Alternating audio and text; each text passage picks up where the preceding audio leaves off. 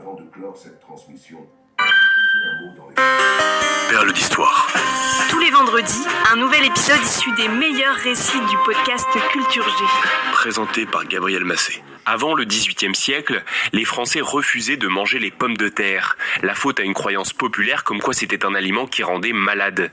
Diderot lui-même, dans son encyclopédie, a affirmé que la patate donnait la gale. Je vais vous raconter aujourd'hui l'histoire de l'homme qui a fait découvrir à la France cette merveilleuse pomme de terre. Antoine Augustin Parmentier est né le 12 août 1737 dans une famille bourgeoise de Montdidier, une petite ville commerçante de Picardie. En 1750, il devient commis à la pharmacie Frison, qui vient d'être reprise par un de ses lointains cousins. 5 ans plus tard, il entre comme apprenti à la pharmacie Simonet, rue Croix des Petits Champs à Paris.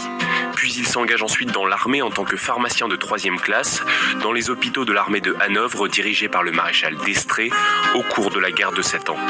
Lors d'une épidémie de dysenterie, Parmentier prouve ses capacités et sa bravoure. Il tombe 5 fois entre les mains de l'ennemi, mais l'armée manquant cruellement d'apothicaires, il est systématiquement libéré lors d'échanges de prisonniers. C'est cela, oui, j'ai toujours eu beaucoup de chance. Peu à peu, il monte en grade, pharmacien de 2e classe en janvier 1758, puis de 1re classe en 1760.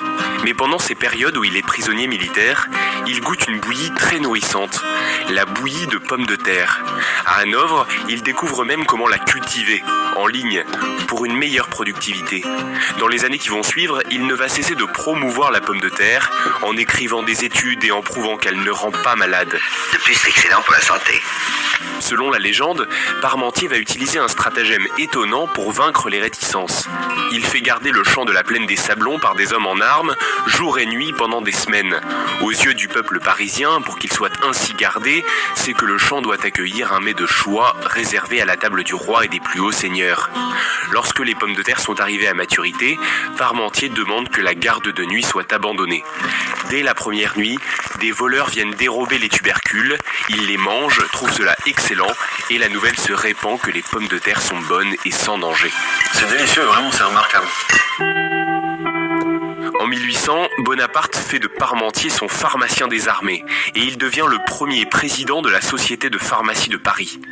Parmentier, célibataire toute sa vie, sans enfant, meurt en 1813 après avoir passé ses dernières années marquées de nombreuses déceptions. Lui qui a tant défendu les tubercules est mort, ironie du sort, de la tuberculose. Aujourd'hui, un hachis porte toujours son nom et une station de métro à Paris sur la ligne 3.